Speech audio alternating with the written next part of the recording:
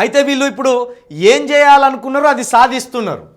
ఏం చేయాలనుకున్నారంటే ముందు ఈ మరణాన్ని అనుమానమైన వీడియోలన్నీ రిలీజ్ చేసి ఈ మరణం మీద రాంగ్ డిస్కషన్ జరిగేలాగా ఒక కుట్రాలీను. అందులో భాగంగానే సరిపెల్ల రాజేష్ని దించిళ్ళు ముందు.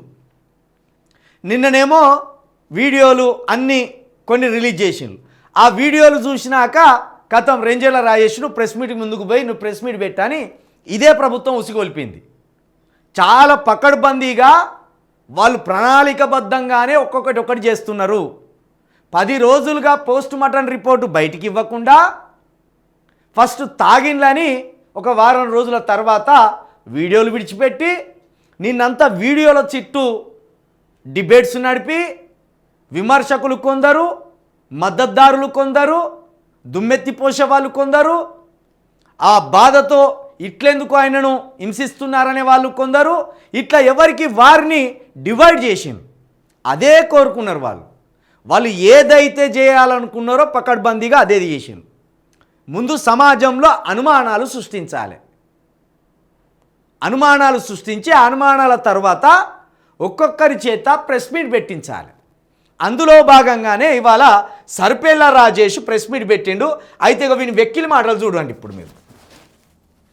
పెట్టాడు కామెంట్, బ్రదర్ నిజంగా ఆయన చనిపోయిన రోజు ప్రేయర్ చేశాను, దేవుడు నాకు కల్లో చూపించాడు. 6 మెంబర్స్ కలిసి ఒక వాహనంలో తీసుకుని ఒక గోదాంలో కొట్టినట్లు వచ్చింది. బ్రదర్ కేసు పక్కదో పట్టిస్తారని దేవుడు చెప్పాడు.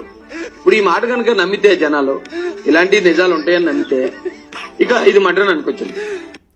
వీడు ఎట్లా క్రైస్తవుడు అవుతాడండి? నువ్వు బైబుల్ చదువున్నావా రాజేషు? బైబుల్ చదువున్నావా? నువ్వు క్రైస్తవుని అని అంటావు కదా. క్రైస్తవులలో విశ్వాసులు చెప్తారు ఈ మాట. స్వప్నాల ద్వారా దేవుడు కొన్ని సంకేతాలు ఇస్తాడు, కొన్ని సూచనలు ఇస్తాడు.